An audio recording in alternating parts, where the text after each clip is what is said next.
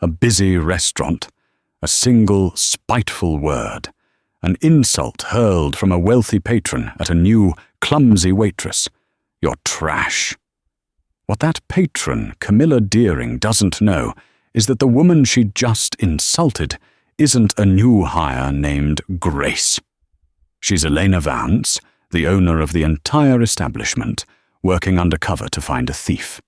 And that one word, trash, just told Elena exactly who she's looking for. This isn't just a story about mistaken identity.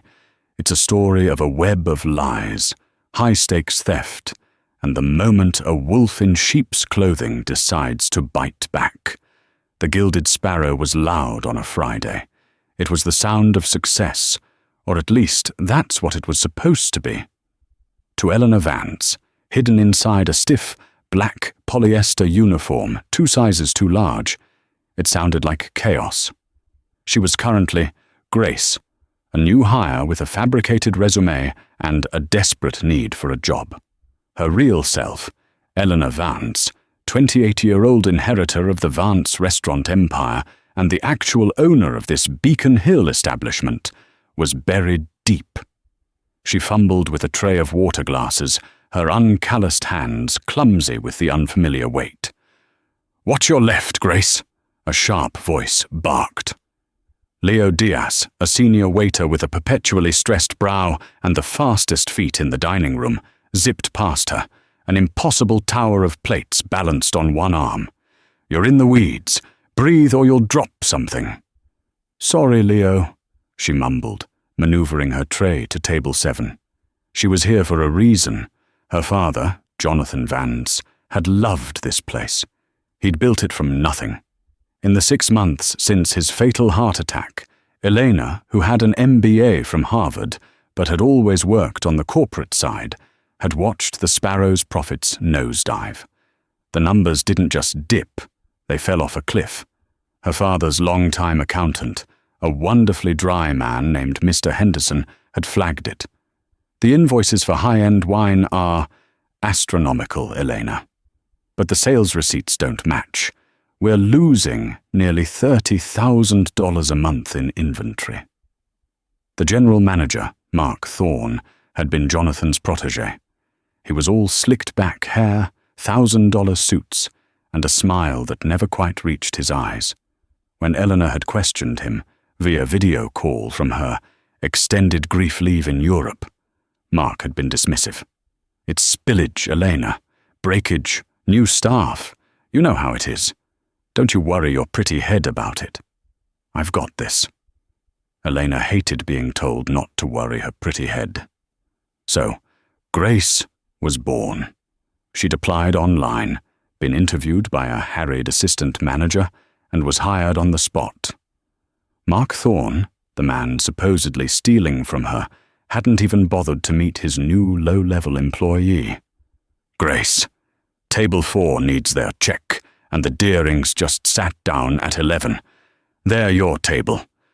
"Good luck," Leo whispered, passing the host stand, and a warning. "She's a nightmare." Eleanor's eyes flicked to table 11, the best booth in the house, overlooking the Boston Common. A man, Arthur Deering, was already scrolling through his phone, looking bored. But the woman, she was radiating displeasure. This was Camilla Deering. She wore a diamond necklace that cost more than Eleanor's fake apartment. Her blonde hair was sculpted into a severe, expensive-looking bob. She was tapping one perfectly manicured, blood-red nail on the wine list. Eleanor squared her shoulders, plastered on her Grace smile, and approached. "Good evening. Welcome to the Gilded Sparrow. My name is Grace, and I'll be your server. Can I start you with some water and perhaps a cocktail?" Camilla didn't look up. "Sparkling. Italian. Not that dreadful domestic poison you tried to pass off on me last time. And tell your manager I requested the window table. This booth is acceptable. Barely." "Right away, ma'am," Elena said. She's in the main window booth, Elena thought, confused. She retrieved the $15 a bottle sparkling water, her hands steadying. She could do this. This was just data collection. When she returned, Camilla was mid-complaint to her husband. "This whole place has gone downhill since Jonathan Vance died. It's like the help just doesn't care anymore." Elena flinched, a sharp, cold jab of grief. She placed the glasses down. "Are you ready to order, or would you like a moment?" Camilla sighed, a theatrical, long-suffering sound. "I suppose I'll have the pan-seared halibut, but I have notes." Elena pulled out her pen. "I'm listening." "I don't want it pan-seared. That's far too much oil. I want it poached, but not in water. That's for peasants. Tell the chef to poach it in the lobster bisque. The risotto that comes with it? Absolutely no parmesan. I want goat cheese, but only a hint. If I can taste it, I'll send it back. And the asparagus must be blanched, not roasted. Not a speck of char. Do you understand? Or was that too complicated for you?" Elena's mind, which could process complex market analytics, filed the order with ease. "1 halibut, poached in lobster bisque. Risotto with a hint of goat cheese. Blanched asparagus. Understood perfectly." Camilla looked vaguely disappointed that Grace hadn't been flustered. "We'll see." Elena went to the kitchen, bracing for the explosion from Chef Antoine, a tempestuous but brilliant Frenchman. "Poached it in the bisque?" Antoine roared. "This is sacrilege. Who is this imbecile?" "Table 11, Camilla Deering," Elena said. Antoine's face soured. "Ah, her. Fine. It is her funeral, but it will take time." 25 agonizingly long minutes later, the food was ready. It was, despite the absurd request, beautiful. Elena carried it to the table, her heart pounding. She placed it before Camilla. "Your halibut, ma'am." Camilla Deering stared at it for a full 10 seconds. She picked up her fork. She delicately flaked a tiny piece of the fish, dipped it in the risotto, and brought it to her lips. She chewed once, twice. Her face, which had been set in a mask of bored superiority, contorted into one of absolute disgust. She spat the food into her linen napkin. "This is slop!" she shrieked, slamming her fork down. The entire 80-seat restaurant went silent. "It is vile. It's inedible. What is wrong with you people?" Arthur Deering didn't even look up from his phone. "Now, Camilla. Don't now Camilla me, Arthur. I am sick of this. You." She pointed her red-tipped finger directly at Eleanor. "Get your manager. Now." Eleanor's blood ran cold. Every eye in the dining room was on her. She felt a flush of heat creep up her neck, a mixture of pure adrenaline and white-hot humiliation. This wasn't part of the plan. The plan was to be invisible. "My apologies, ma'am. I will get him immediately," Elena said, her voice admirably steady. She turned and speed-walked, servers never run, to the back of house, where she saw Mark Thorne leaning against his office door, texting. He looked bored. "Mr. Thorne," Elena said, her voice low. "Table 11. Mrs. Deering. She has a complaint about her food." Mark pocketed his phone, his charming smile clicking into place like a weapon. Ah, the lovely Camilla. Of course she does. He smoothed his silk tie and adjusted his cufflinks. "Let's go placate the dragon." He strode onto the floor, Elena following a few paces behind, as required. The air was still thick with tension. "Mrs. Deering, Arthur, a pleasure, as always," Mark boomed, his voice radiating false warmth. He completely ignored the spat-out food on the table. "Is there a problem with the dish?" Camilla's glare was venomous. "A problem? Mark, it's a disaster. I gave your new girl." She waved a dismissive hand at Eleanor. "A very simple, very clear instruction. And she brings me this filth." I wrote down the order exactly as you said," Eleanor interjected, a breach of protocol, but she couldn't help it. I confirmed it with Chef Antoine. Halibut poached in bisque, light goat cheese. Camilla Deering turned on her, the full force of her snobbery, honed by years of wielding her husband's money, was breathtaking. "Don't you dare talk back to me," she hissed, her voice low and dangerous. "Don't you dare imply this is my fault. Do you have any idea who I am, who my husband is?" "Ma'am, I only meant—" "You meant nothing. You are nothing." Camilla scoffed, a short, ugly sound. She looked Elena up and down, her eyes lingering on the ill-fitting uniform and Elena's cheap but practical shoes. "You're just trash." The word hit the air and hung there, vibrating. "You're trash," Camilla repeated, louder, as if savoring it. "People like you. You can't even get a simple order, right? You probably don't even have a high school diploma. You drift from one menial job to the next, ruining experiences for paying customers. You are incompetent, and you are trash." Elena froze. Her Harvard MBA, her fluency in 3 languages, her penthouse apartment, all of it evaporated. In that moment, she was Grace, the clumsy waitress. She felt the sting of tears, not from the insult itself, but from the sheer, unadulterated malice behind it. The public humiliation was a physical weight. She looked to Mark, expecting him, needing him, as any employee would, to step in, to defend his staff, to say, "Ma'am, that is inappropriate." Mark Thorne did the opposite. He chuckled, a small, obsequious chuckle. "Mrs. Deering, you are, as always, brutally honest, and absolutely right." He turned his smile on Eleanor, but it was no longer charming. It was cold. "Grace, apologize to Mrs. Deering for your incompetence. Immediately." Eleanor's head snapped up. "Apologize? Mr. Thorne, I don't understand what I did wrong." "You failed," Mark snapped, his voice a whip crack. "You failed to provide the Gilded Sparrow level of service. You failed to satisfy the customer. The customer is always right. Now apologize." The entire restaurant was watching. Leo was frozen by the service station, a look of pity and disgust on his face. Elena's jaw was so tight it ached. She was trapped. If she broke cover now, Mark would know. He'd hide the evidence. She had come here for a reason.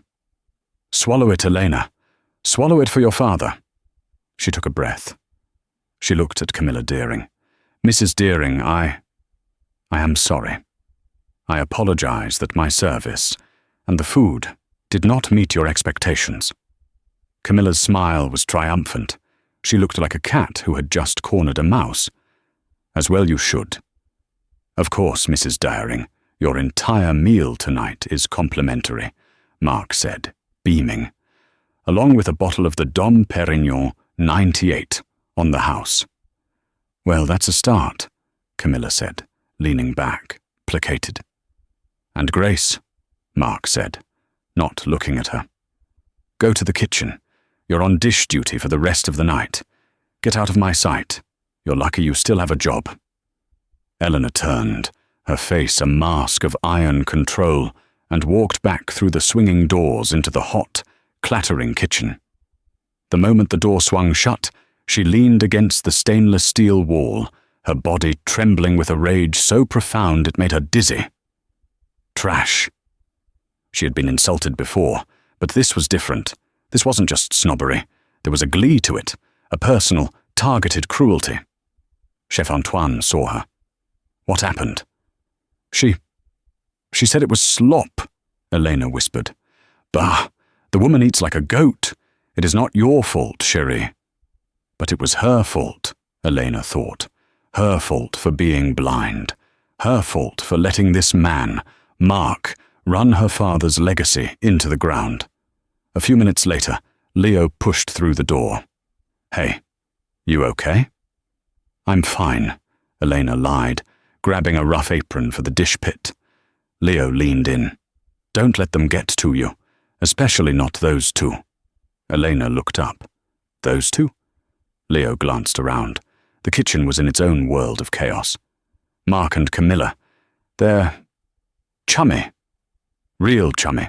She's in here for complimentary lunches 3 times a week, always when he's on duty. Always a problem, always a free meal. Now she gets free Dom 98. He shook his head. Something stinks, and it ain't the fish. Elena stopped. A complimentary $400 a bottle of champagne? On top of a $200 comped meal? She looked at Leo. Chummy, how? Like, they know each other. Outside of here. I've seen him put her coat on. A little too familiar, you know. And she's always complaining about the new hires. Gets them fired. It's like a game to her. Elena's mind started working.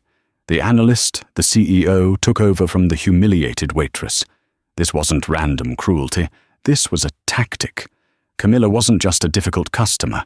She was a distraction.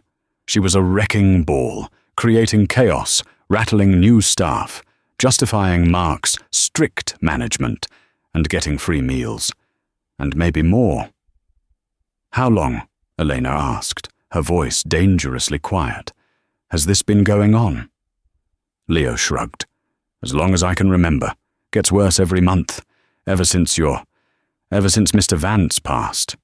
Mark is king now, right? Elena plunged her hands into the hot, soapy water of the dish pit. Grace was humiliated. But Elena Vance had just found her first thread, and she was going to pull it until the entire rotten tapestry unraveled. The rest of the shift was a new kind of hell. Elena, the owner of the building, stood for 4 hours in the dish pit, a cramped, steamy alcove that smelled of old food and industrial soap. Her back ached, her new non-slip shoes rubbed her heels raw, and the dishwasher's steam turned her hair into a damp, frizzy mess. But her mind wasn't on the grime. It was on the numbers. A $400 bottle of champagne, comped, just like that. Mark Thorne didn't even look her way when she clocked out at 1:15 a.m. She limped out the back door into the cool Boston alley, her polyester uniform clinging to her. She didn't go to her Grace apartment, a small furnished studio in Allston. She got in a taxi and went home. Home was the penthouse at the Four Seasons, overlooking the public garden. It was her father's, and now hers. She bypassed the plush velvet sofas and the floor-to-ceiling windows. She went straight to her father's study, a room panelled in dark mahogany and smelling of old books and leather. She sat at his massive desk, powered up her laptop, and logged into the real system. Mark had access to the restaurant's operational software. Elena had admin access to the entire Vance Restaurant Group's mainframe, including the high-level accounting and the hidden, redundant security system her father, a deeply untrusting man, had installed years ago. "Okay, Mark," she whispered to the empty room. "Let's see your books." She pulled up the comps and voids report for the Gilded Sparrow, cross-referencing it with the dates Leo said Camilla Deering came in for lunch. Leo wasn't exaggerating. Tuesday, October 21st, 145 Daterhorse, comped Emir Thorne. Reason, cold food. Friday, October 24th, 210 Dorsal Watts, comped M. Thorne. Reason, slow service. Monday, October 27th, 180 Worcestershire, comped M. Sir Thorne. Reason, hair in food. It went on for months. Camilla Deering was eating for free, multiple times a week, always on Mark's authority. But that was small time, a few $1,000s. It didn't explain the hundreds of thousands in missing wine. $30,000 a month, Elena murmured. Where is it? She accessed the inventory logs. Mr. Henderson was right. The orders were massive. 10 cases of Chateau Lafite Rothschild, 5 cases of Screaming Eagle, bottles that retailed for thousands. They were logged into inventory, and then they vanished. Not marked as sold, not marked as comped or broken, just gone. Elena's heart hammered. This was grand larceny. Next, she accessed the security footage. Not the grainy feed Mark watched from his office, but the high-definition, cloud-based one. She scrubbed back to 8:30 p.m., right after she had been banished to the dish pit. She watched the feed from the camera over the bar. There was Mark, schmoozing with Camilla and Arthur Deering at their new, better table. He was pouring the Dom Perignon, 98 himself. Camilla was laughing. That sharp, cruel face was animated, her hand resting on Mark's arm. Arthur was still on his phone. Elena fast-forwarded. 9:15 p.m. The Deerings were leaving. Mark walked them to the door. He helped Camilla with her coat. It was, as Leo had said, too familiar. He held her arms for a moment, too long. Then, as Arthur walked ahead, Mark subtly, quickly, slipped a white envelope into Camilla's designer handbag. Elena's breath hitched. She zoomed in, replaying the clip. Frame by frame. A thick, white business envelope, passed from her manager to the woman who had just publicly humiliated her. "This isn't just free meals," Elena whispered. "This is a payout." But why? Was Camilla blackmailing him? Or was she an accomplice? Elena's mind was racing. The wine was the real money. The wine was kept in the main cellar, a temperature-controlled vault in the restaurant's basement. She pulled up the camera feed for the hallway outside the cellar. The cellar itself didn't have a camera. Her father had considered it tacky. She scanned the footage, day after day, after hours. 2:30 a.m., 3:00 a.m., and there it was. Last Tuesday, 3:04 a.m. The back alley door sensor was triggered. The hallway light flicked on. Mark Thorne. He was in street clothes, jeans and a dark hoodie. He looked around, then punched a code into the cellar keypad. He went inside. 3:07 a.m. He emerged, carrying a wooden case, the distinctive branded crate of the Chateau Lafite. 3:08 a.m. He carried it out the back alley door. 3:11 a.m. He returned, empty-handed. 3:12 a.m. Back into the cellar. 3:14 a.m. He emerged with another case. Elena watched, her stomach churning, as her general manager, her father's protégé, stole 4 cases of wine, worth over 20,000, in less than 20 minutes. You bastard, she breathed. So Mark was the thief. But where did the Deerings fit in? Camilla was the distraction. Her public scenes, her complaints, her constant demands, they kept the staff terrorized, unfocused, and on a high turnover rate.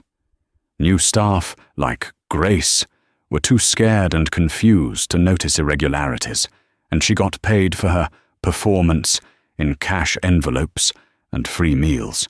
But the husband, Arthur Deering, he just sat there, bored, on his phone.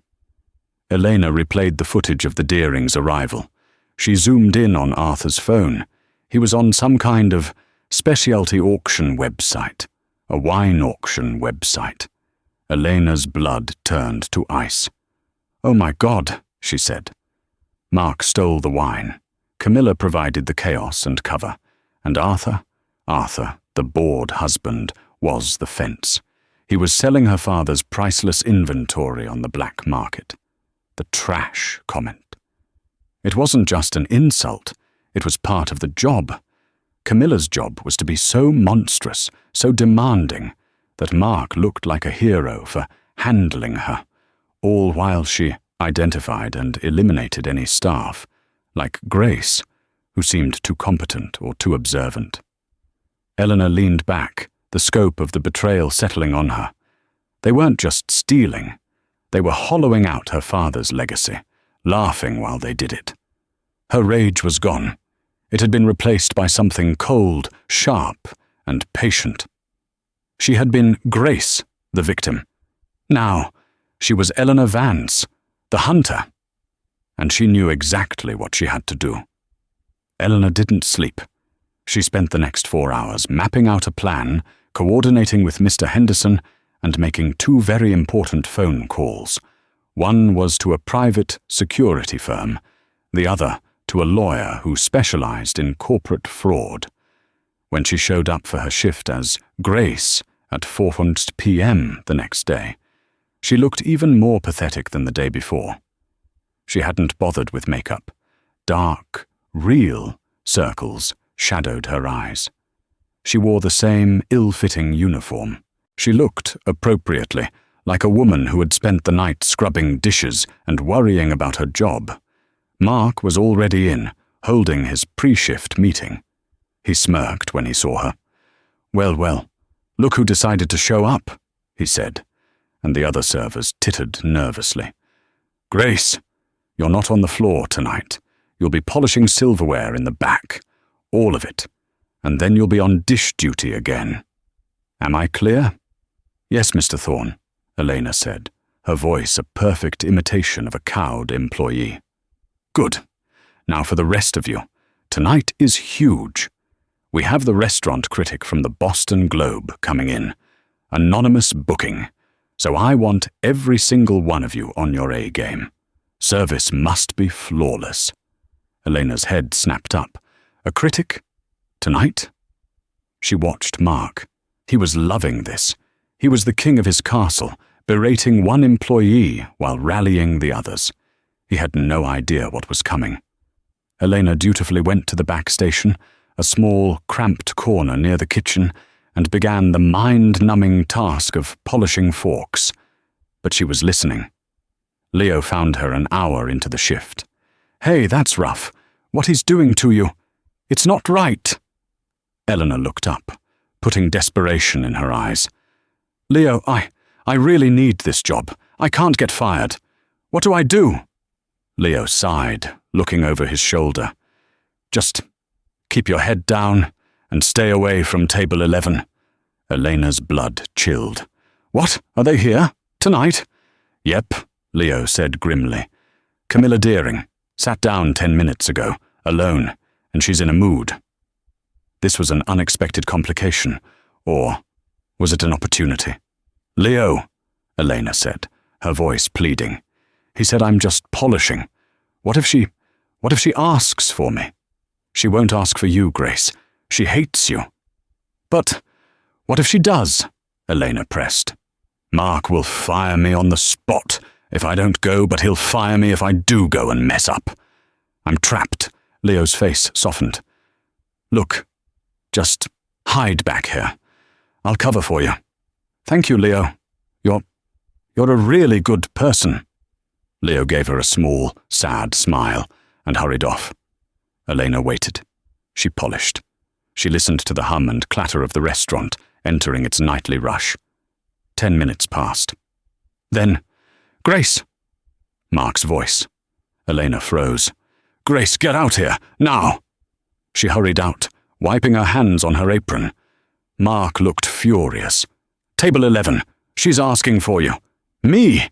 Elena feigned panic. "But why? She hates me." "I don't know, and I don't care," he snarled. She said, "Send me the trashy one. I want to see if she can handle a simple drink order." It's a game to her. You go over there, you take her order, you smile, and you do not mess it up. Go. Elena's heart was a trip hammer. This was it. She walked toward table 11. Camilla was seated alone, a fur stole draped over her chair, sipping a glass of water. She looked up as Elena approached, a slow, cruel smile spreading across her face. Well, Camilla purred. "They did let you stay. I'm so surprised. I thought the trash would have been taken out by now." Elena gripped her small order pad. "Good evening, Mrs. Dyering. What can I get for you tonight?" I want a martini, but I am very particular." Camilla leaned forward, as if sharing a secret. "Vodka. Not gin. It must be Belvedere. It must be shaken until ice crystals form on the top. Not 1 second less. 3 olives. Pitted. And I want the glass.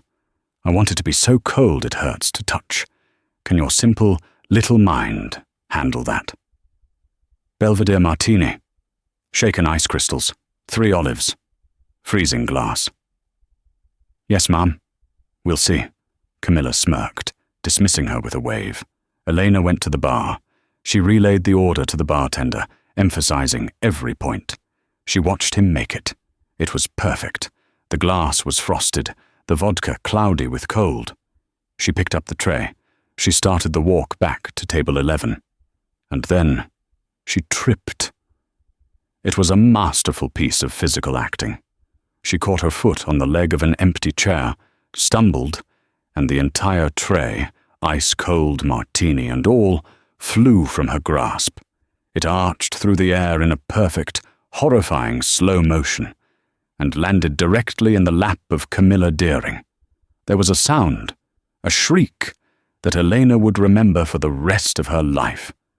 It was a noise of pure, primal rage. "Aga!" Camilla leapt up, soaked in freezing vodka. Olives rolled onto the floor. You! She screamed, trembling. "You did that on purpose! You filthy, stupid trash!" The restaurant critic, the other diners. Everyone was staring. Mark Thorne was at the table in seconds. His face was no longer charming. It was a mask of pure, murderous fury. "Grace!" he roared. "My office! Now!" Elena, feigning tears, covered her face. "I'm so sorry. I tripped. I'm so sorry. I will have you fired. I will have you arrested," Camilla shrieked as staff rushed to dab at her $2,000 dress. Eleanor turned and ran, sobbing, toward Mark's office. She burst through the door and collapsed into the chair opposite his desk, her face in her hands. Mark stormed in a second later, slamming the door so hard a cheap print on the wall rattled. "You are finished!" he hissed, his face pale with rage. "You are done! You clumsy idiotic! You just cost me the Boston Globe! You just assaulted my best customer!" Elena looked up. The tears were gone. Her voice was ice. "Sit down, Mark." Mark froze. The shift in her tone, the absolute lack of fear, was so abrupt it was like a slap. What? What did you just say to me?" "I said, 'Sit down,'" Elena repeated, gesturing to his own chair. "We need to talk about your theft." His face went from red to a blotchy, sick white. I don't know what you're talking about." "Oh, I think you do." Elena reached into the pocket of her apron. She pulled out a tiny, high-definition audio recorder. "By the way, you're being recorded, as you have been for the last 48 hours. She clicked a button on the recorder. Her own voice, pleading, filled the room. "Leo, I really need this job. I can't get fired." Then Leo's voice, "Just keep your head down and stay away from table 11. She clicked again. Camilla's voice, dripping with venom. "Send me the trashy one. I want to see if she can handle a simple drink order." Mark stared at the recorder, his mouth opening and closing.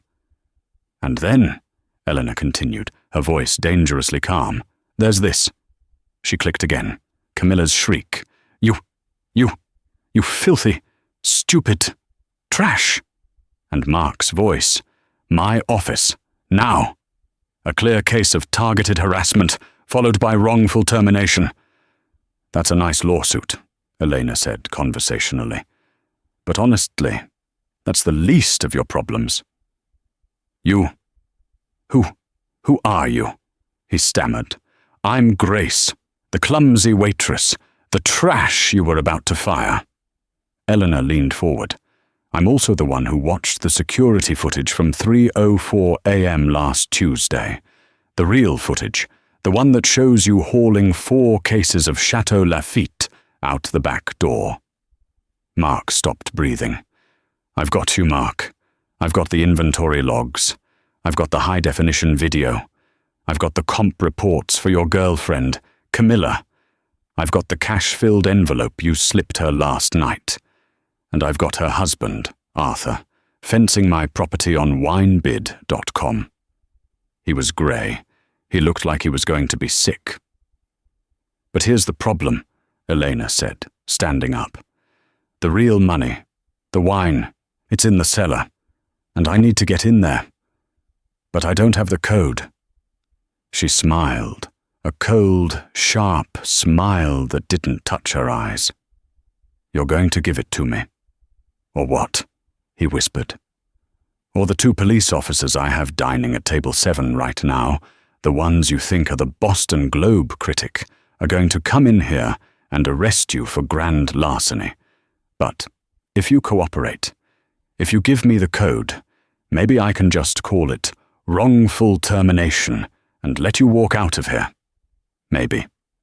It was a lie, of course, but he was terrified. He looked at her, his mind racing, seeking any way out. You're lying. You're bluffing." "Am I?" Elena's smile widened. "The code, Mark, or I wave." Mark Thorne, the king of his castle, the man who had called her trash, stared at her for a long, silent moment. Then he broke. 99204, he whispered. "Thank you," Elena said. She walked to the office door. "Oh, and Mark, you're fired." She left him in the office, his entire world collapsing, and walked calmly through the chaotic dining room, past a still fuming Camilla Deering, and straight toward the basement stairs. She had the key. Now it was time to open the box. The basement of the Gilded Sparrow was a stark contrast to the opulence above. It was cool, quiet, and smelled of damp stone and vintage dust. Elena's footsteps echoed on the concrete stairs. She ignored the dry storage and the linen closet, heading straight for the heavy oak door at the end of the hall marked Vance Cellar, Private. She stood before the keypad, her father's legacy locked behind a code used by a thief. Her hand was shaking, not with fear, but with anticipation. She punched in the code, 9204. The lock clicked, a heavy, satisfying thunk. She pushed the door open. The air was chilled to a perfect 55 degrees. Rows upon rows of dark green bottles lay sleeping in their racks. This was her father's passion. He had curated this collection for over 30 years, and Mark had been treating it like his personal piggy bank. She flicked on the single, low-wattage overhead light. The first thing she saw were the gaps. Like missing teeth, the racks where the most valuable first growth Bordeaux should have been were empty. The Chateau Lafite, the Chateau Margaux, all gone. But even more damning were the other racks, the ones holding the lesser wines. The $300, $500 bottles were also half depleted. This wasn't just targeted theft. This was a free-for-all. Elena's plan had been to simply document the empty racks, to match the physical evidence with the digital. But as she walked deeper into the cellar, something felt wrong. Her father had built this cellar with a local stonemason. She knew every inch of it. She'd hidden here as a child during games of hide-and-seek. She ran her hand along the back wall, a rough-hewn stone surface behind the main racks. There was a small, almost imperceptible knot in the wood of the rack. A marker. She remembered her father's voice, a game they used to play. "What's the secret, Elena?" "The secret," she'd whispered back, "is that the most valuable things are hidden in plain sight." She pushed on the wooden rack to the left of the knot. It didn't budge. She pushed on the right. A small click, and a section of the wine rack, holding 12 bottles of a simple $50 Pinot Noir, swung forward, revealing a small, dark cavity in the wall behind it. A safe. No, not a safe. It was a small, fireproof document box. Elena's blood pounded in her ears. This wasn't her father's. He'd never used this spot for paperwork. This was Mark's hiding place. It was locked with a simple combination dial. Elena's mind raced. "Think, Mark, think. You're arrogant. You're lazy.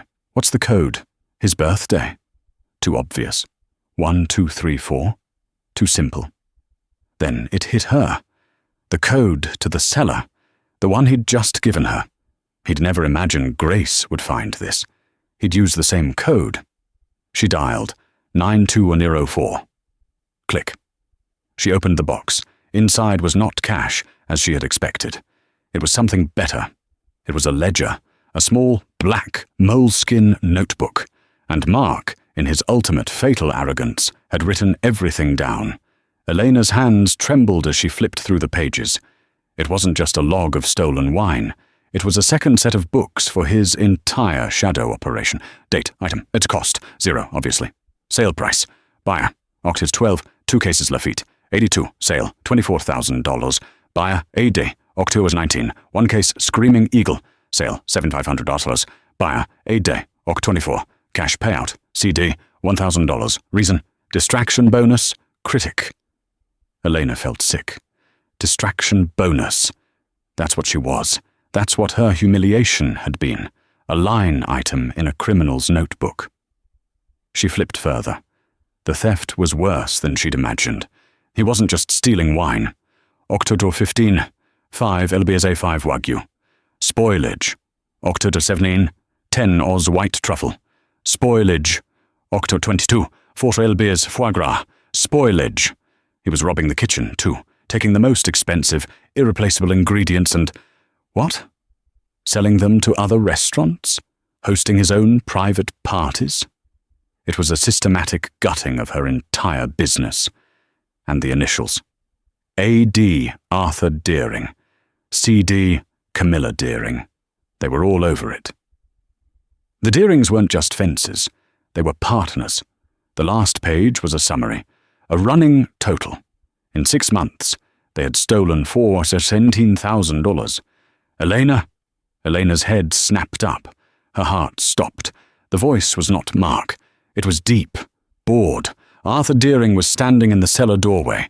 He was holding his phone in one hand, but he was looking right at her. Camilla told me what happened. She said the little trashy waitress assaulted her. Then she said she saw you walking down here. I thought, that's odd. Elena slowly closed the ledger. Your A.D. Arthur's bored expression flickered. He smiled. It was a thin, reptilian smile. You're smarter than you look? Yes. I'm A.D. And you're...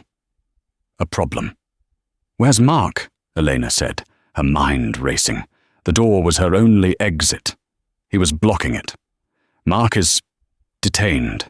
He's babbling in his office. Something about you being a cop. I told him not to be so dramatic. Arthur took a step into the cellar. The door began to swing shut behind him. But he was right about one thing. You're not just a waitress. So, who are you? Corporate security?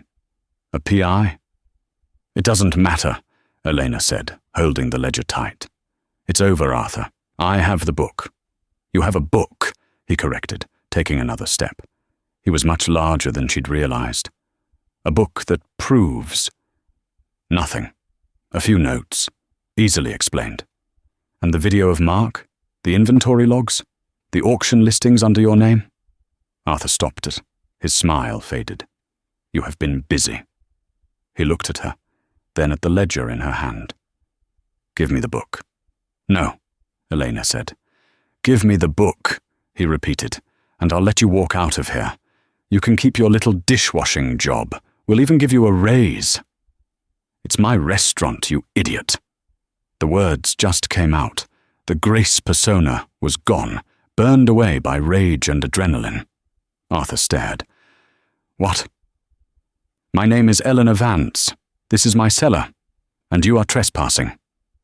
Arthur Deering's face went through a rapid series of emotions.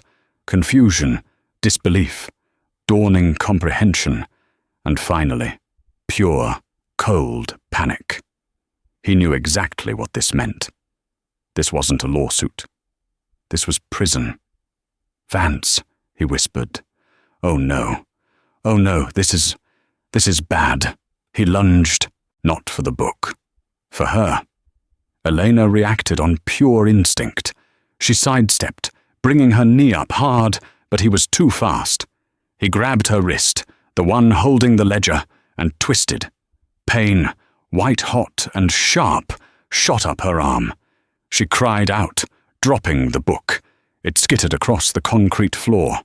You should have just kept polishing silver, trash, he hissed, his face inches from hers. He shoved her, hard. Eleanor stumbled backward, her heel catching on a floor drain.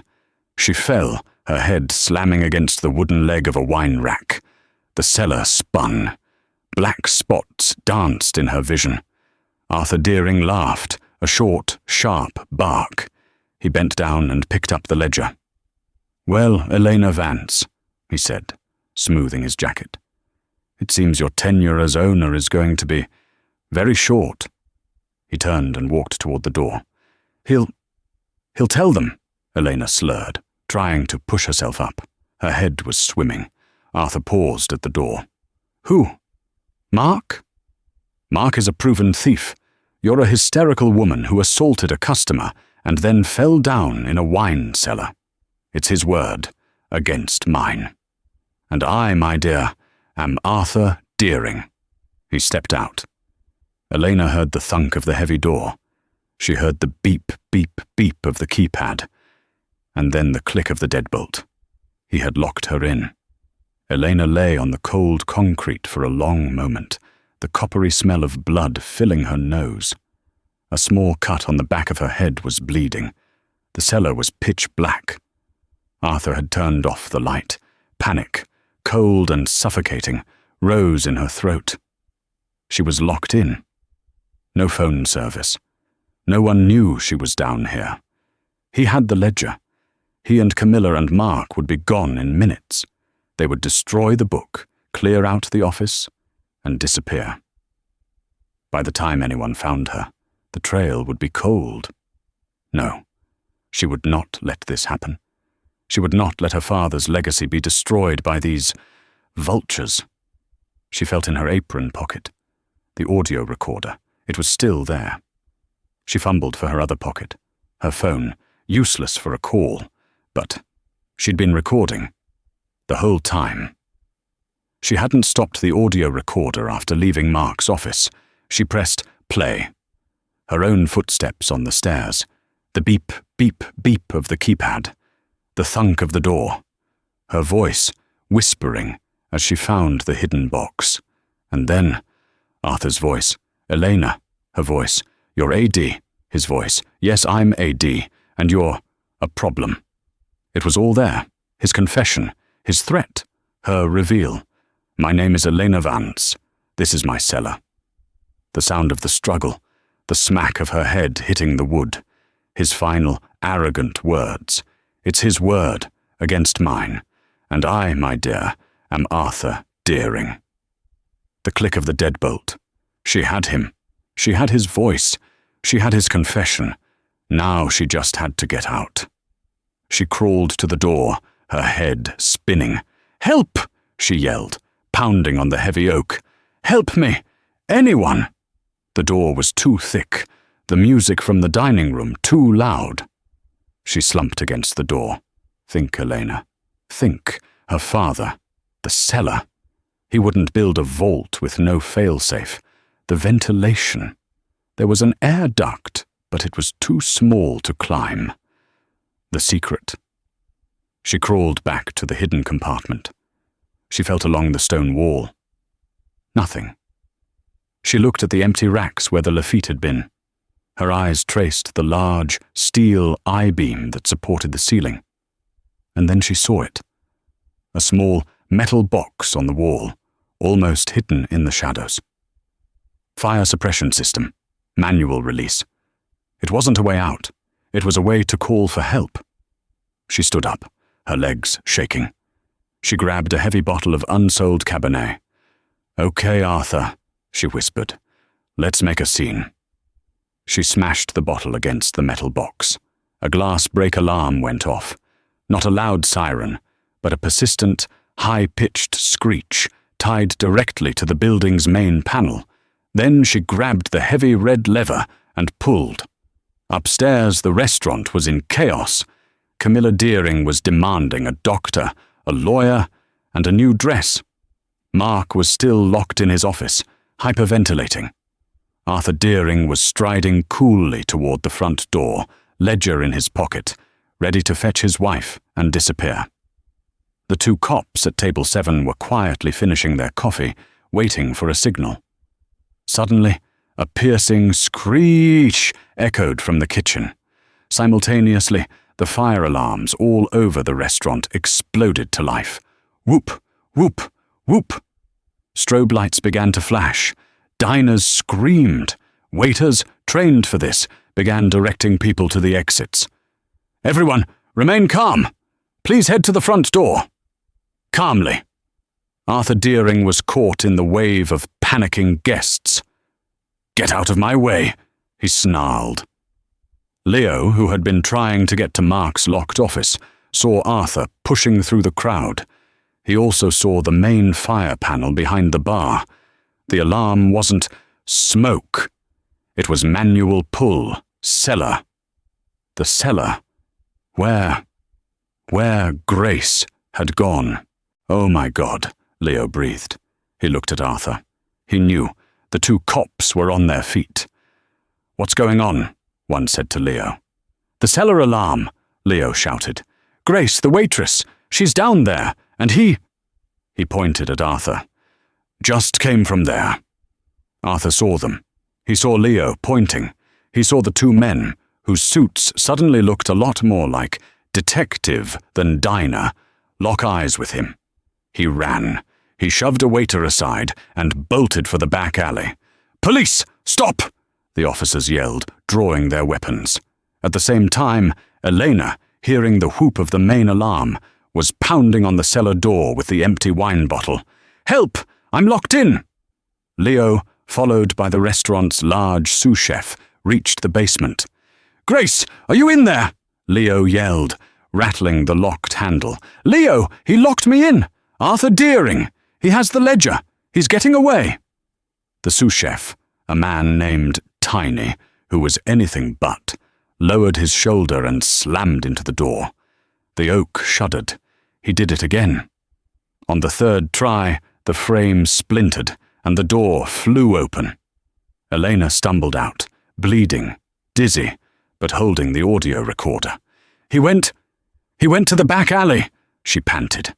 "The cops are after him," Leo said. "Grace, Elena, you're bleeding." "I'm fine," she said, steadying herself. "It's not over. Where is she?" She stormed up the stairs, ignoring Leo's protests. The dining room was almost empty, save for the flashing strobes. Camilla Deering was at the front, arguing with a firefighter. "I am not going outside. It's damp. My hair." "Ma'am, the building is in alarm." "Elena!" Mark had finally broken out of his office, his face a mask of terror. "Elena, he threatened me. It was all him. Arthur, "Save it, Mark," Elena said, her voice echoing in the empty, alarm-filled room.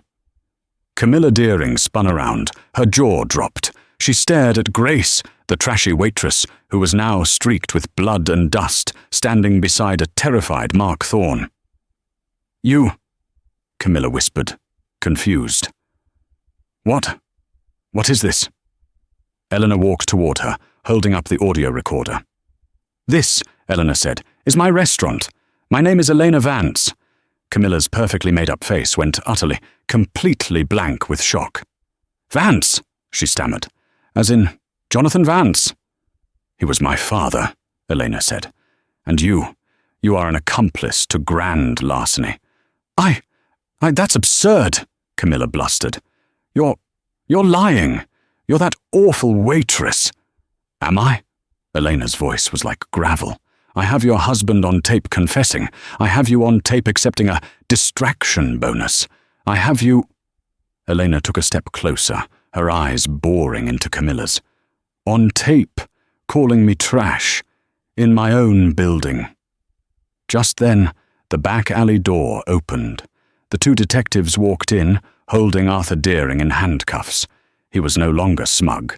His suit was torn and he was breathing heavily. "We got him," one detective said. "And we found this." He held up the black moleskin ledger. "Mrs. Elena Vance?" the detective asked. "We believe this is yours." Camilla Deering looked at her cuffed husband. She looked at the ledger. She looked at Elena. She didn't cry. She didn't scream. She just made a small, pathetic sound, like air leaking from a balloon. "Arthur?" she whispered. "Arthur, tell them. Tell them who I am." Arthur Deering didn't even look at her. He stared at the floor. "I want a lawyer," he muttered. "Mrs. Deering," the detective said, pulling out a second pair of cuffs. "You're under arrest for conspiracy and larceny." As the officer cuffed her, Camilla's facade finally, spectacularly, crumbled. "This is a mistake!" she shrieked, her voice cracking. "You can't arrest me. My dress is ruined. This is her fault. That trash. She did this." Elena watched as they led her away, still shrieking. She looked at Mark, who was now crying silently by the bar. "And him," Elena said, pointing at Mark. The second detective nodded and moved toward him. Elena Vance stood alone in the center of her dining room. The alarms were silent now. The only sound was the clicking of handcuffs. The trash, she thought, had finally been taken out. The aftermath was swift. The Boston Globe critic, evacuated with the other diners, skipped the food review. Instead, he wrote about the arrest of prominent socialites, Arthur and Camilla Deering, and manager Mark Thorne for a massive theft ring. The trash comment, shrieked by Camilla during the arrest, became the headline. "Snubbed socialite calls owner trash in $400K theft." The story was explosive. In court, the three criminals tried to turn on each other. Arthur claimed he was just selling wine for Mark. Camilla claimed she knew nothing. Mark claimed he was the victim, threatened by the Deerings. The audio recorder and the black ledger destroyed them. Arthur Deering, as the ringleader, received 5 years in federal prison. Mark Thorne, for his profound betrayal, received 3. And Camilla Deering, for her role as an accomplice, received 18 months and was ordered to pay restitution for every single comped meal. Her socialite status was, needless to say, revoked. The Gilded Sparrow closed for 2 weeks. Elena, her head wound, stitched, had a choice: sell the place and return to the corporate world, or rebuild. She chose to rebuild. Her first act was to call a staff meeting. The remaining crew gathered nervously in the empty dining room. Elena stood before them, not as Grace, but as herself. "I want to apologize," she said, her voice clear. "I deceived you. I came in here undercover because this restaurant, my father's restaurant, was bleeding. And I didn't know who to trust." She looked at Leo, who stood in the front row. "But I found out who was loyal. I found out who was good." She walked over to Leo. "Leo Diaz, you showed me kindness when I was Grace. You had my back. You love this place. That is why I am promoting you to general manager, effective immediately." The room burst into applause as Leo stared in shock. "All of you," Elena continued, "who stayed, who worked through this. You're getting a raise and a bonus, and my word that from this day forward, the management of this restaurant will respect you. No one will ever be called trash in my restaurant again." 2 months later, the Gilded Sparrow reopened. It was renovated, brighter, and became the hottest reservation in Boston. On a packed Friday night, the place hummed.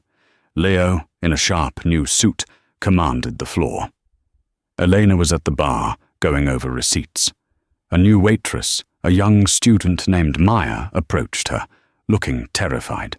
"Ms. Vance, table 4. They're complaining. They said the wine is corked. I don't know what to do." Eleanor looked up. She saw an older couple looking impatient. Eleanor smiled. She stood up, took off her blazer, and grabbed a clean server's apron, tying it around her waist. Maya looked confused. "Miss Vance, what are you doing?" I'm backing you up, Elena said. Come on, let's go talk to them. She walked with Maya to the table. Good evening. I'm Elena, the owner. I hear we have an issue with the wine. The man huffed. It's corked. It's awful. My deepest apologies, Elena said. She professionally sniffed the cork and poured a tiny amount into a fresh glass. She tasted it. She nodded. You are 100% correct. This is not up to our standards. Maya, please fetch a fresh bottle of the same vintage and tell the bar to take this off their bill. Yes, Miss Vance, Maya said, beaming with relief. The couple looked stunned by the efficiency. Well, the woman said, that was very professional. Thank you. It's my pleasure, Elena said. A good owner never asks her staff to do a job she isn't willing to do herself. She gave them a warm smile. As she walked back to the bar, she saw Leo give her a thumbs up from across the room. She was no longer Grace, the victim. She was Eleanor Vance, the owner, and she was exactly where she was supposed to be. And that's the story of how a single hateful word, trash, brought down a massive criminal ring. Elena Vance thought she was just looking for a thief, but she ended up finding herself. She learned that a title doesn't make you powerful, and an apron doesn't make you weak. The real trash isn't the person cleaning the table, it's the person who looks down on them. Camilla Deering learned that lesson the hard way. What did you think of Elena's story? Do you believe karma served its purpose? We read all of your comments, and we want to know what you would have done in Elena's shoes. This story is a powerful reminder that you should always be kind to the people who serve you. You never know, you might just be talking to the owner. If you loved this story of drama, twists, and ultimate vindication, please show your support by hitting that like button. Share it with a friend who loves a good revenge story. And most importantly, subscribe to our channel for more real-life drama every single week.